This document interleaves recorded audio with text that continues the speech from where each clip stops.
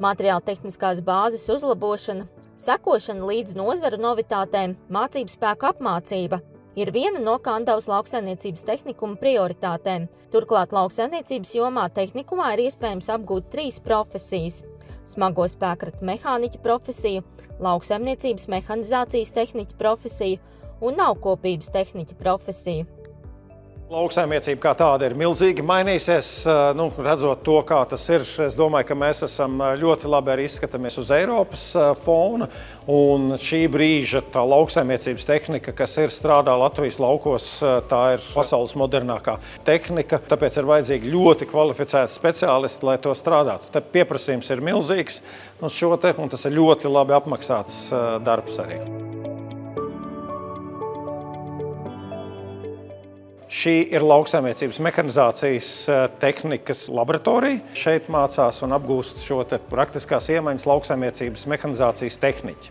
Tātad tie ir tie jaunieši, kuri iegūstot šo te kvalifikāciju, lauksaimniecības mehanizācijas tehniķis, būs augstas klases mehanizācijas tehniķi, varēs darboties modernās mūsdienu Latvijas saimniecībās un būt ne tikai saimnieki, kuri pārņem saimniecības, bet arī strādāt uz tehniku citās saimniecībās un tātad spēs veikt visus šos te lauksaimniecības darbus. Mans tētis te ir mācījies mājās, ģimenē mums ir saimniecība, daudz ko esam jau panākuši. Atnākot šeit, kad es biju uz atvērta durvdienām, tie skolotāji, viss tā atvērtība, skola ir salīdzinoši jauna, moderna, tehnoloģijas un, šeit ir, kur augt, teikšu tā.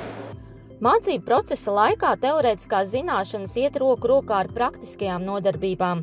Turklāt ciešā sadarbībā ar nozari Kandavas tehnikumā ir jaunākais tehniskais nodrošinājums. To audzēkņi pielieto arī kvalifikācijas eksāmenu laikā.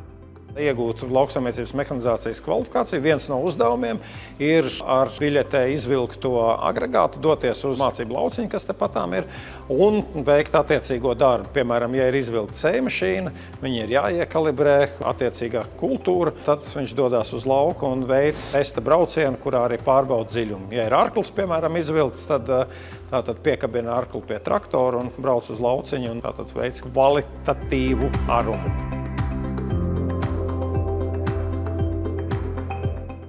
Gribu uzsvērt ļoti īpašu soli, ko esam spēruši.